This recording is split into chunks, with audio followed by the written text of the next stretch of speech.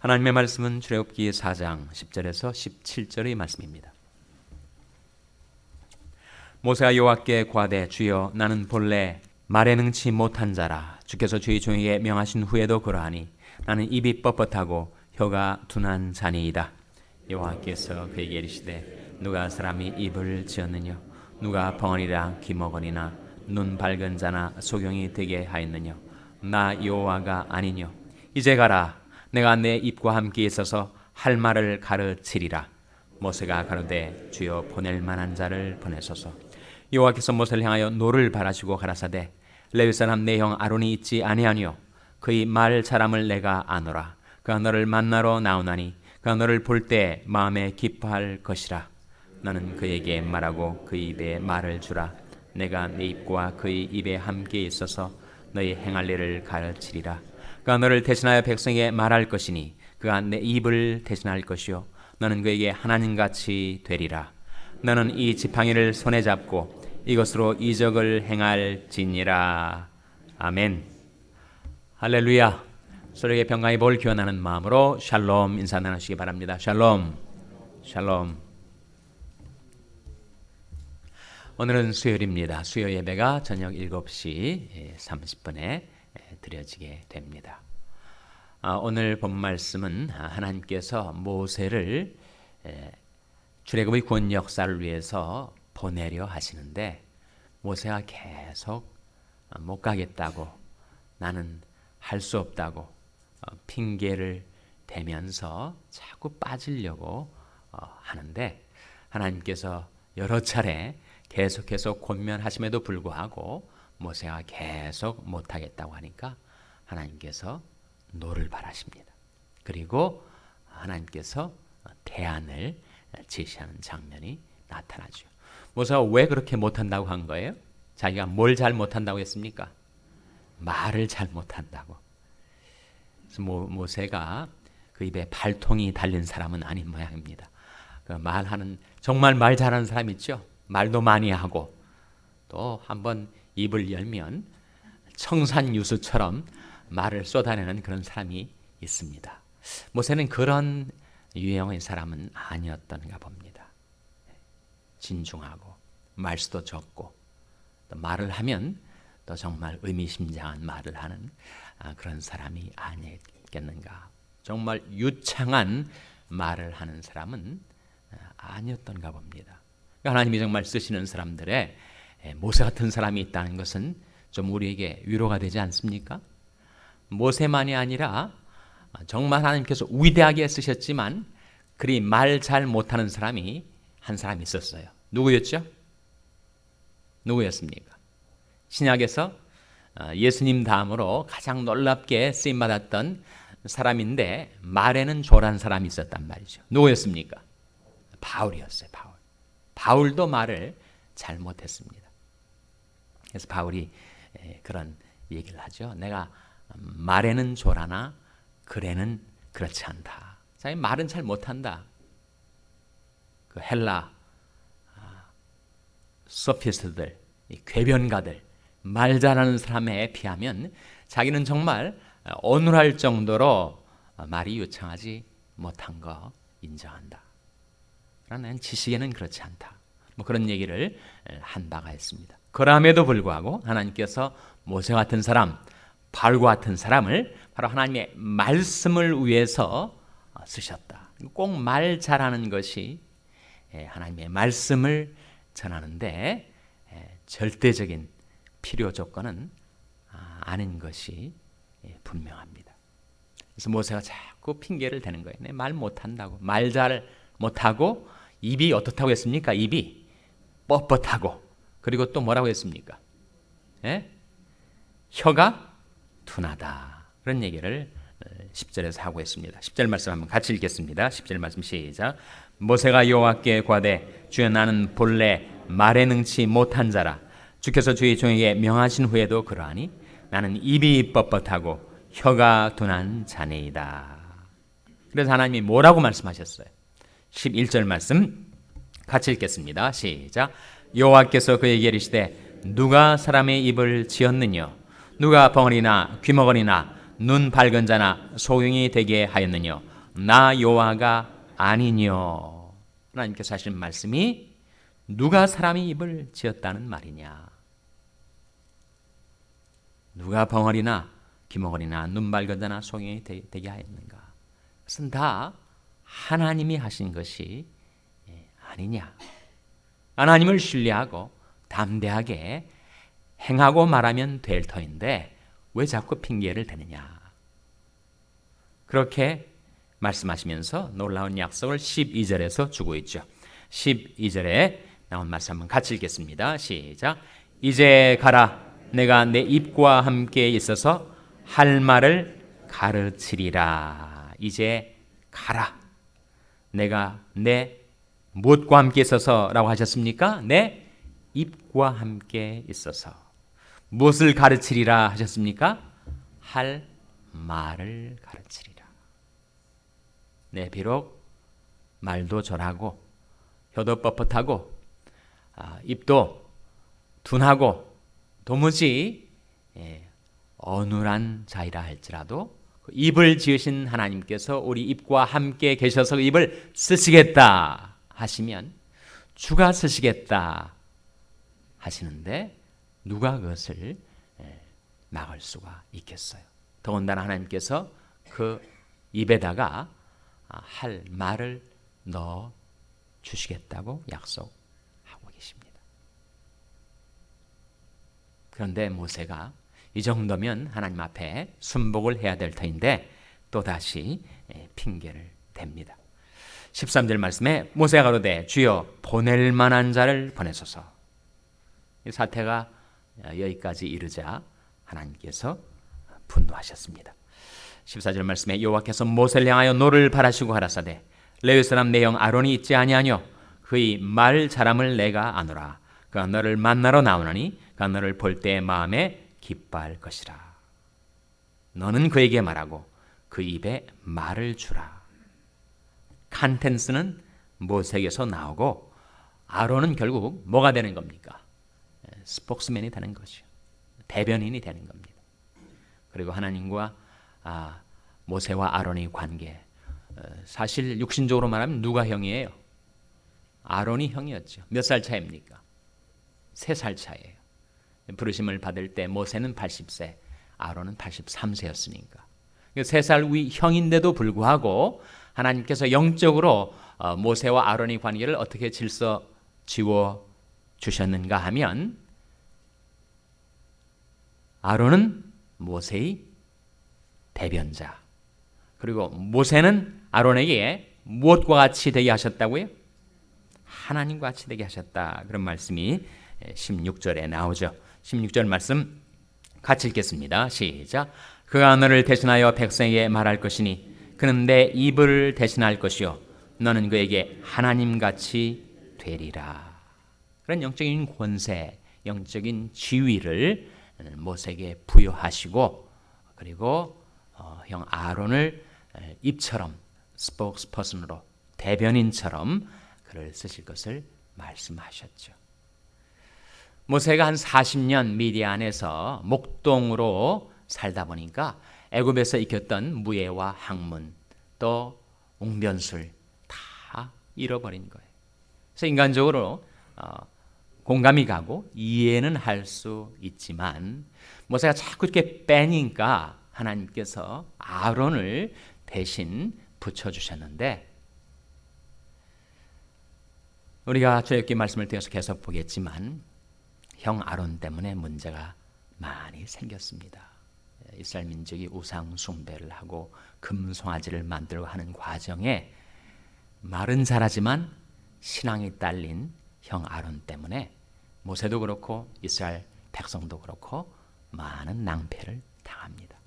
그리고 모세 개인적으로는 이렇게 자꾸 하나님이 명령을 즉각 순복하기보다 이런저런 핑계를 대면서 뒤로 물러섰던 것이 결국 제사장 가문이 누구를 통해서 이어지게 됩니까? 모세가 아닌 아론을 통해서 이루어지게 되죠.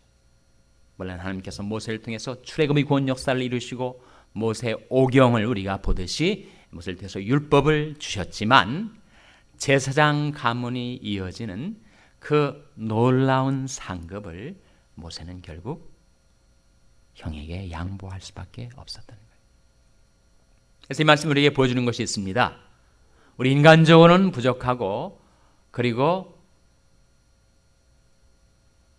하나님께서 우리에게 하라고 하신 일을 인간적으로는 감당할 수 없어도 하나님의 뜻이 분명하게 나타나면 우리는 담대하게 순복을 할 때 그때 상급과 축복을 받게 된다는 성경의 중요한 원리, 그것을 우리가 발견하게 되는 거죠.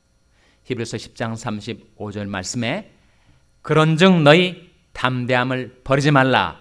이것이 큰 무엇을 얻느니라 하셨습니까?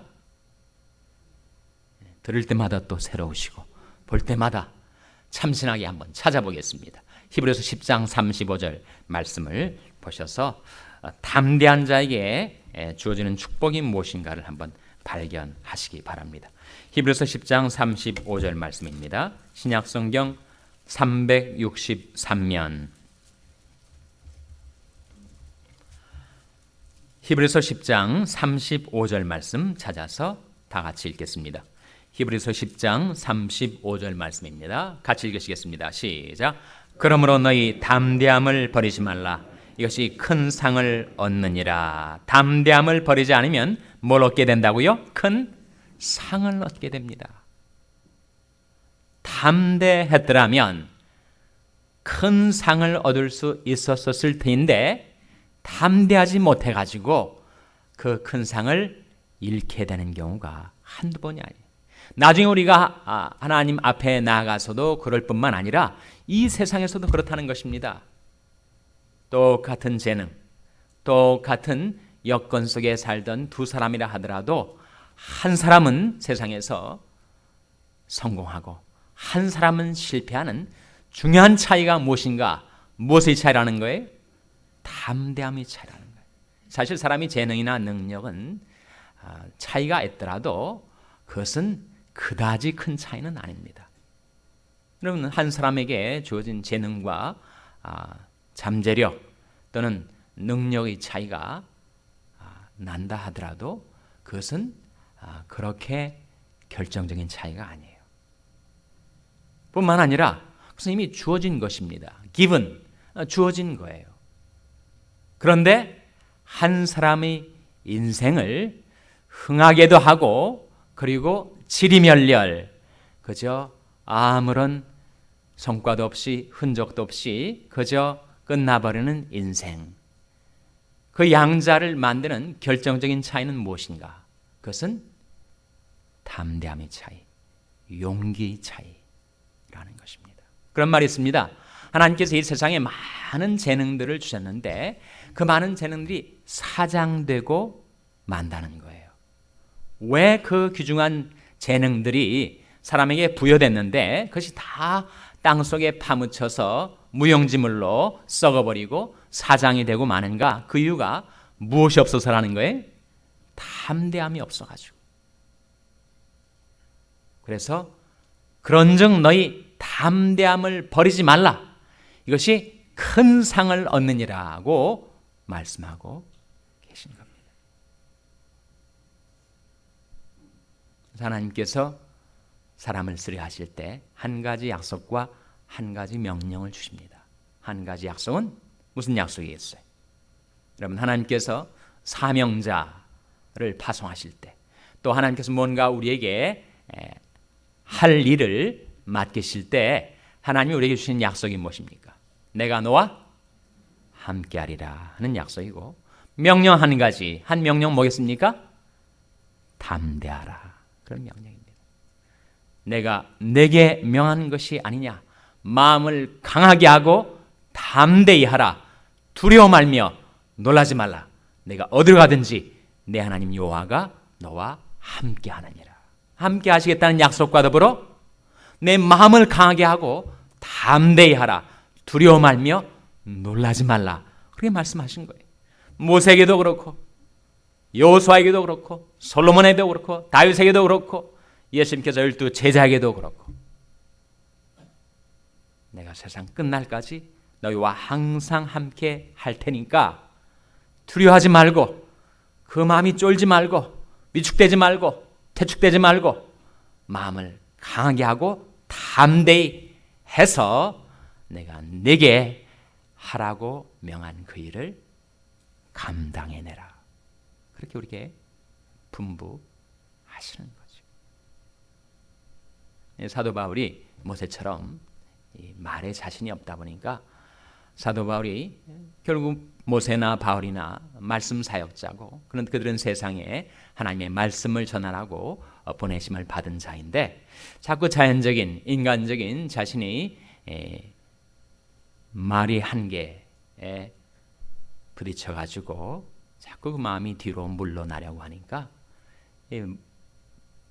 모세도 그렇지만 바울도 헬라 철학에서는 계속 사람들에게 그 수사학과 웅변술을 가르쳤어요. 그러니까 말에 조란 바울이 이 헬라의 궤변가들 사이에서 복음을 전하다 보니까 자꾸 마음이 담대함을 잃게 된 겁니다. 그래서 사도 바울이 교회 교인들한테 자기 기도 부탁을 할 때는 딱 두 가지 기도 부탁을 합니다. 첫 번째는 뭘 달라고 기도했습니까? 첫 번째는 하나님 제게 말씀을 주십시오. 그거 기도했고 부탁했고 또 한 가지 기도 부탁이 뭐겠습니까? 뭘 달라고 기도 부탁했을까요? 담대함을 달라고. 에베소 6장 18절 19절 한번 보시기 바랍니다. 에베소 6장 18절 19절 말씀.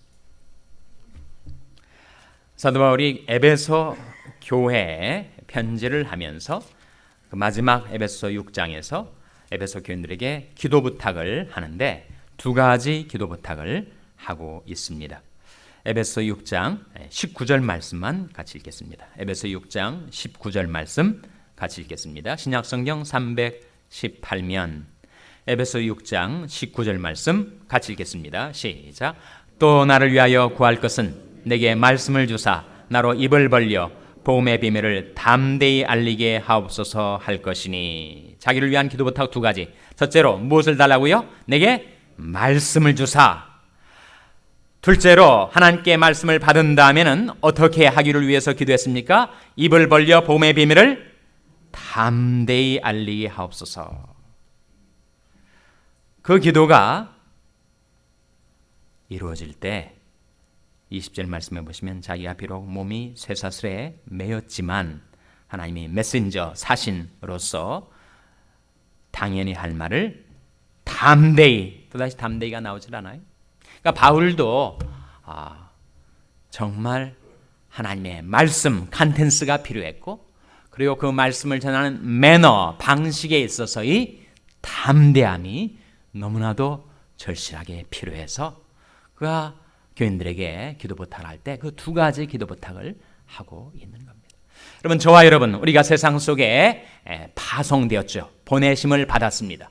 우리가 이 세상 속에 살아갈 때 자신이 한계, 자신이 부족, 자신이 여러 가지 제약 때문에 마음이 쫄고 뒤로 퇴축이 되고 물러가고 그러기가 쉬운데 하나님께서 우리에게 뭔가를 하라고 하셨을 때 하나님께서 우리에게 한 가지 약속과 한 가지 명령을 주시는데 그 한 가지 약속은 내가 너와 함께하리라 하시는 약속이고 한 가지 명령은 담대하라. 마음을 강하게 하고 담대히 하라. 두려워 말며 놀라지 말라. 모세도 바울도 그랬다면 하물며 더 연약한 우리는 말할 것도 없습니다. 우리와 함께 하시는 하나님을 의뢰해서 담대하게 하나님의 말씀을 전하고 하나님께서 하라고 하신 그 일을 행하며 살아가는 저와 여러분 될 수 있기를 주님의 이름으로 축원합니다. 기도하시겠습니다. 오늘 말씀을 기억하며 하나님